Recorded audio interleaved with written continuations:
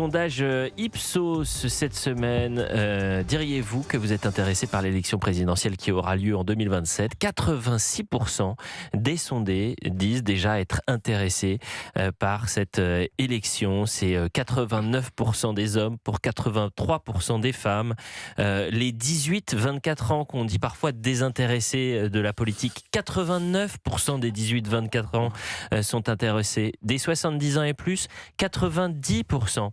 Et c'est toute catégorie socio-professionnelle confondue. On est entre 8 et 9 Français sur 10 qui se disent intéressés par 2027. Ce qui veut dire que les Français ont peut-être conscience de la bascule dans laquelle on peut être post-2027. Vous êtes un rabat-joie, Sébastien Ligné, vous êtes chef du service politique de Valeurs Actuelles. Vous avez raison d'être optimiste. Vous faites la moue quand je donne ces chiffres. Les faits sont là, mais vous pouvez contester les chiffres. Oui, mais enfin bon, bien sûr. 95% des Français peuvent être intéressés par la présidentielle. En 2022, on était à 74% de participation au premier tour, si vous voulez.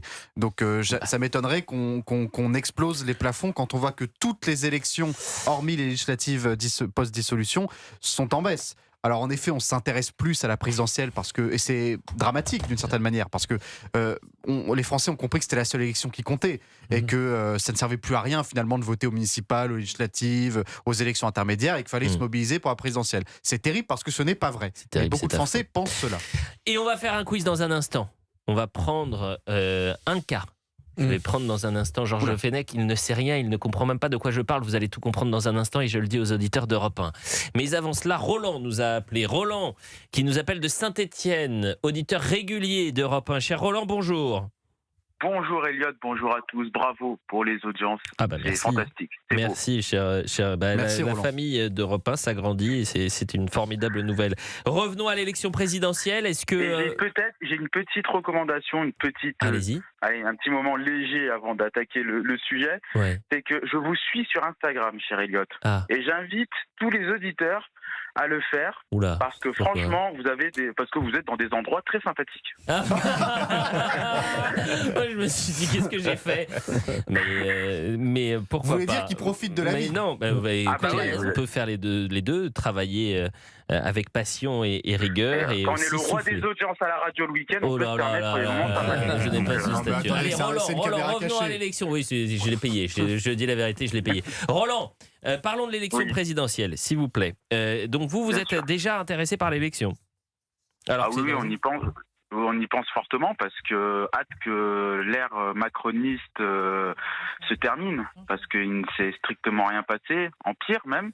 Donc je pense que le candidat ou le futur président de la République de 2027 devra...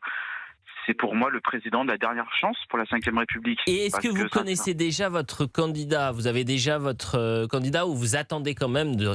Parce que on ne connaît pas tous les... Il y a du monde sur la ligne de départ, mais ça va s'affiner. Mais est-ce que vous avez déjà une sorte de profil pour vous, la priorité des priorités par exemple ? Ce serait laquelle ? Pour moi, la priorité des priorités, pouvoir d'achat, sécurité. Immigration. Pouvoir d'achat, sécurité, immigration. Immigration, et quand on nous arrête, je pense que la priorité, c'est pas qu'en 2030, il y ait 3/4 des véhicules qui soient électrifiés, en fait. C'est pas du tout ça la priorité. La priorité, c'est de faire baisser le coût du carburant. C'est que moi, quand je vais acheter un kilo de poulet qui dépasse 10 €, moi, je me dis, c'est bon. Des Français qui sont en souffrance et qui gagnent à peine le SMIC, là, il est là le problème.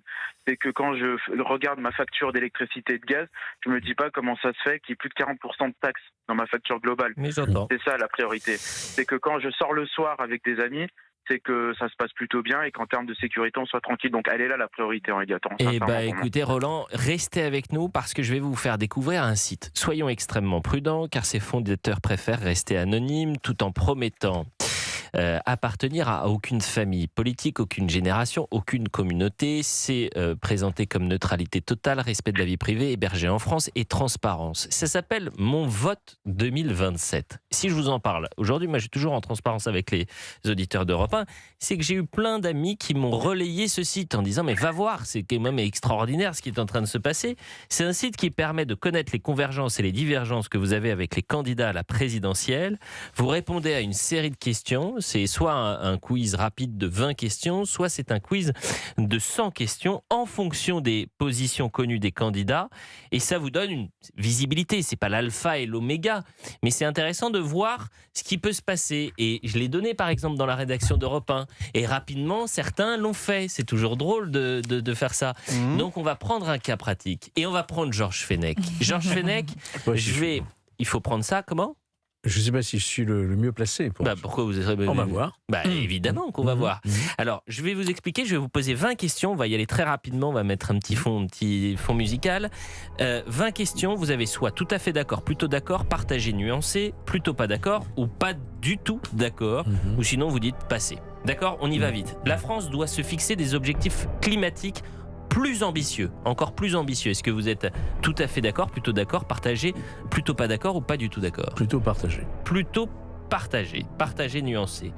Une part de représentation proportionnelle doit être introduite aux législatives. Oui. Oui, plutôt d'accord ou plutôt d'accord. Plutôt d'accord ou tout à fait d'accord ? Plutôt d'accord. Plutôt d'accord. Une partie des services publics devrait être ouverte à la gestion privée. Ah oui, tout à fait d'accord. Ok. L'intégration européenne doit être renforcée. Est-ce qu'il faut plus ou moins d'Europe ? Moins d'Europe. Donc vous êtes plutôt pas d'accord, pas du tout d'accord ? Pas d'accord. Pas d'accord du tout. Allez hop. L'uniforme scolaire doit être rendu obligatoire dans les écoles. Tout à fait d'accord. L'État doit embaucher massivement dans les hôpitaux et l'éducation nationale. Tout à fait d'accord. Les forces de l'ordre doivent disposer de davantage de moyens. Tout à fait d'accord.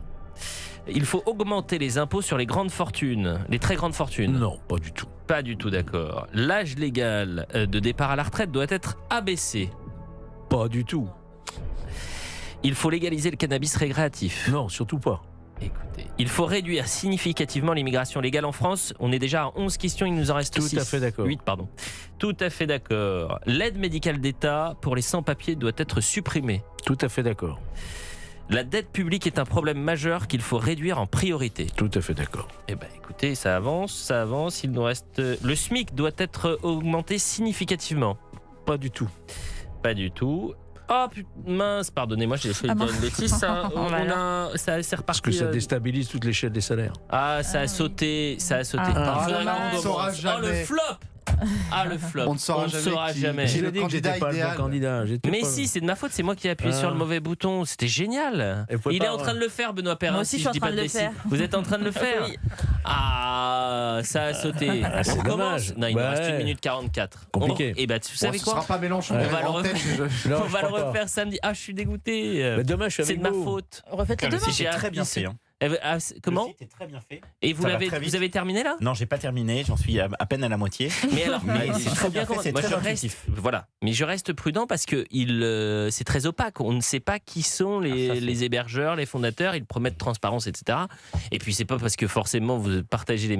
Et la candidature à la présidentielle, c'est aussi une incarnation, Sébastien Ligné. On peut être en accord avec une partie importante d'un programme, mais avoir un problème avec la personne. Se dire, cette personne-là, je ne l'imagine pas présidente ou présidente de la République. Ça peut arriver. 12h55 sur Europe 1, je suis dégoûté. Mais c'est de ma faute. Vous m'auriez dit à la fin à quel candidat correspond à ce... Je vous aurais donné à la fin votre candidat idéal. Quoi. Candidat idéal. Ah ouais. Et on aurait vu, mais tous les candidats... Le classement de 1 à 16. Il y en a une vingtaine, non ?